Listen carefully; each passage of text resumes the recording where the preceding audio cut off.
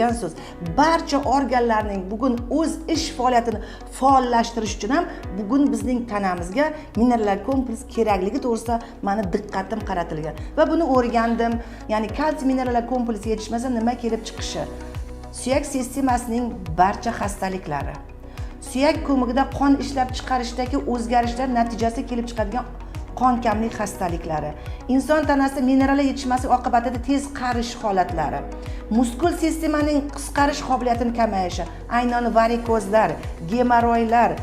yuraklarga stent qo'ydirish, o't qoplarida tosh hosil bo'lish, ayollarda